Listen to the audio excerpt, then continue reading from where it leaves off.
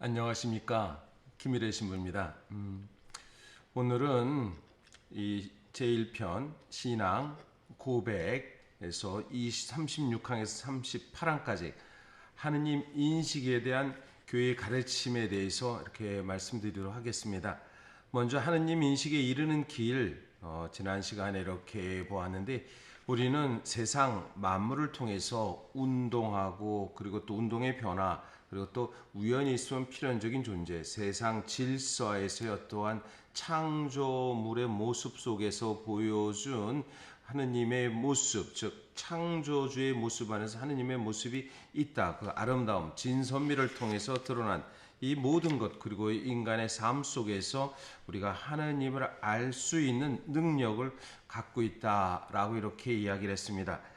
오늘 하느님 인식에 대해서 교회는 어떻게 가르치고 있는가라는 것을 말씀드렸습니다. 36항 말씀입니다. 우리 어머니인 거룩한 교회는 인간이 이성의 타고난 빛을 통하여 피조물로부터 출발하여 만물의 근원이며 목적이신 하느님을 확실히 인식할 수 있다는 사실을 주장하고 가르칩니다. 이러한 능력이 없다면 인간은 하나님의 계시를 받아들일 수 없을 것입니다. 인간에게 이러한 능력이 있다는 것은 하나님의 모습대로 창조되었기 때문입니다. 우리 어머니인 거룩한 교회, 그래서 우리가 보면 교회 가르침 안에서 아주 특별하게 교회라는 말을 딱 이렇게 얘기할 때 거룩한 어머니라는 표현을 씁니다. 그것은 교회는 어떠한 집단이고 대상이며 단순하게 건물적인, 그리고 그냥 회중의 모임으로 보는 것이 아니라 바로 어머니의, 우리의 어머니라면 성모님을 뜻하는 것이지요. 왜냐하면 주님을 받아들이신 그분, 그리고 하느님께서는 안 되는 일이 없다 그래서 이 몸은 주님의 종입니다라고 고백한 성모님, 그 성모님은 우리의 이성적인 판단으로 받아들일 수 없는 잉태와, 그리고 그 그리스도 하느님의 아들로서의 죽음을 목격한 어머니, 또 한편 부활의 영광을 이렇게 어떻게 보면 성경에서는 부활하신 주님과 성모님의 만남의 이야기는 없습니다. 그러나 부활의 이야기 속에서 감추어진 것은 아마도 교회의 진술 속에서 성경에는 없지만 성경 안에 감추어진 팁 같은 것이 있는데, 거기에 마리아라는 구절이 가장 많이 나오는데, 성경학자들도 바로 주님께서는 잉태된 순간, 그리고 생애 전부, 그리고 죽음의 순간 성모님과 있었다면 부활의 순간에도 성모님과 함께 있었기 때문에, 그래서 우리 교회라고 말했을 때 우리 어머니신 교회라는 표현을, 그래서 우리 어머니신 거룩한 교회라는, 즉 성모님께서 거룩하신 분이 되시듯이 우리 교회도, 물론 교회 그 자체가 거룩하다는 얘기는 아닙니다. 거룩하게 되어가는 교회라는 표현을 쓴다는 것입니다. 우리가 이성을 갖고 있기 때문에, 그래서 단순히 맹목적이고 그냥 주님을 믿는다라고 고백하는 것이 아니라, 우리의 이성의 판단을 통해서 우리가 갖고 있는 우리의 어떠한 생각과 우리의 행위를 통해서, 그리고 또 관계성을 통해서 바로 하느님을 인식할 수 있다라는 것을 이렇게 얘기합니다. 그래서 모든 것의 첫 출발, 즉 내가 지금 세상에 있는 것도, 그리고 어떤 때 내 삶의 모습도 그냥 단순히 물론 우리한테 정말 위험한 것 중에 하나입니다. 하나님의 뜻이라고 그래서 오늘 지금 이 자리에, 그리고 여러분과 저희가 이렇게 만날 수 있는 영상을 통해서 하나님이 예정해서 만나겠다, 그 얘기는 절대 아닙니다. 그것은 뭐냐면 우리 만물의 근원이며 목적에 대한 하느님에 대한 인식을 할 수 있다라고 이런 것을 합니다. 그래서 그것은 하느님의 계시를 우리 안에서 하느님의 능력 속에서 보여줬다는 것입니다. 그 이 모든 능력은 바로 하느님의 모습대로, 창세기 1장 27절의 말씀에서 하느님의 모습, 즉 임하고 대의라고 하느님의 모상으로 창조되었기 때문에라고 이렇게 말할 수 있습니다. 왜냐하면 우리 인간만이 하느님을 알 수 있는 존재, 즉 하느님께서 당신의 모습대로 창조하셨다. 완전한 선과 영원한 생명과, 그리고 또 진리, 참됨의 가치를 느낄 수 있도록 우리가 할 수 있도록 나가는 것. 그래서 우리가 보면 영원한 행복, 지복직관에 이르는 길, 우리의 삶의 모습이 사실 마지막까지 가는 그 길은 지복직관이라고 하느님의 참된 보배를 누리고 하느님을 직접 볼 수 있도록, 즉 하나님의 모습대로 창조되어 있기 때문에 지복직관이라고 말할 수 있습니다. 임하고 대인 우리 하나님의 모상이기 때문에 하나님의 모습대로 하나님을 알 수 있고 하나님과 함께 살아간다는 것을 얘기합니다. 37항 이야기하도록 하겠습니다. 한편 인간이 처한 역사적 조건들 안에서 이성의 빛만으로 하나님을 인식하기엔 어려움이 많습니다. 그렇습니다.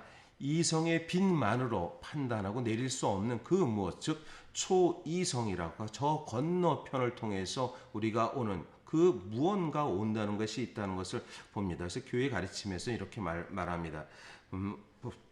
비오 12세 교황께서는 이렇게 말씀합니다. 간단히 말해서 실제로 인간 이성이 자기 타고난 능력과 빛으로서 당신 섭리로 세상을 보호하고 다스리시는 인격적인 하느님과 창조주께서 우리 영혼 안에 심어 놓으신 자연 법에 대한 참되고 확실한 인식에 도달할 수 있기는 하지만 이러한 본성적 능력을 효과적으로 사용하여 결과를 얻기에는 많은 장애가 있습니다. 왜냐하면 하느님과 인간의 관계에 대한 진리들은 감각적인 사물들의 질서를 완전히 넘어서는 것이며 이러한 진리들이 구체적 행동에 적용되고 삶을 형성하게 될 때에는 자기를 바치고 포기할 것을 요구하기 때문입니다. 이 같은 진리들을 얻기 위해서 인간의 정신은 감각과 상상력의 충동뿐 아니라 원죄에서 발생한 그릇된 욕망들로 어려움을 겪습니다. 이 때문에 인간은 이러한 일들에서 스스로 사실이 아니기를 바라는 것들이 거짓이거나 적어도 불확실한 것이라고 쉽게 믿어버립니다. 우리 안에서 여러 가지 우리는 완전함을 추구하지만 완전하지 않습니다. 여러 가지 장애를, 그래서 사도 바울은 이러면 내가 아무리 선을 행하래도 내 속에 도사리는 악이 있습니다 라는 여러 가지 장애지요. 그러나 성령을 통해서 변화된다는 그 말씀처럼 우리 안에 여러 가지들 이성으로만 했을 때 하느님의 완전한 인식이 어렵다는 것입니다. 38항에 그러므로 인간의 이해력을 넘어서는 것들뿐 아니라 이성으로 접근 가능한 종교적, 윤리적 진리들도 현재의 인간 조건에서도 더 쉽게 확실히 오류 없이 알기 위해서는 하느님의 계시의 빛이 필요합니다.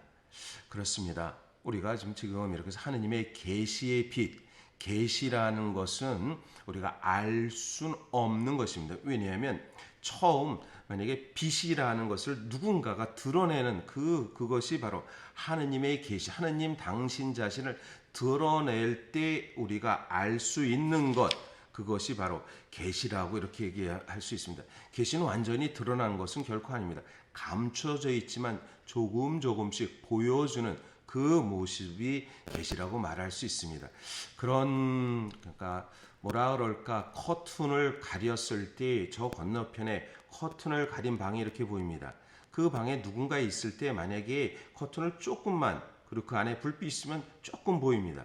근데 커튼을 완전히 드러냈을 때 그 커튼에 있는 사람이 누구인가를 보게 됩니다. 이것이 바로 하느님의 계시에 대한 설명을 드러낸다라는 것을 얘기합니다. 하느님 당신 자신이 드러냈을 때, 커튼을 이렇게 드러냈을 때 보이듯이 그것을 우리가 이렇게 들여다볼 수 있도록 하는 것. 우리는 우리의 이성을 통해서, 우리의 감각을 통해서 들여다보지만, 그러나 하느님의 계시는 하느님께서 드러냈을 때 보여준다는 겁니다. 하느님이 완전하게 드러낸다는 것은 바로, 하느님은 그런 말이 있죠. 비대면 시대라 이렇게 얘기를 하는데 사실 하느님은 대면할 수 없습니다. 어떻게 보면 우리의 신앙은 비대면 신앙이라고 말했습니다. 그러나 하느님께서 드러내는 것은 바로 예수 그리스도를 통해서 온전히 드러내게 됩니다. 어떻게 보면 비대면의 하느님의 신앙의 관계를 맺을 때 예수 그리스도를 통해서 온전히 당신 자신 하느님의 완전한 계시가 드러내는 것. 그래서 계시의 공적 계시를 바로 예수 그리스도라고 말할 수 있는 것입니다. 바로 이것이 우리의 교회의 가르침, 즉 하나님의 인식에 대해서 우리는 알 수는 없지만 하나님이 우리에게 드러내고 있다라는 것, 우리의 삶 속에서 꾸준히 드러내고 있다라는 것을 다시 한번 기억했으면 좋겠습니다. 네, 오늘 하루도 또 행복한 하루가 되시기를 바라겠습니다.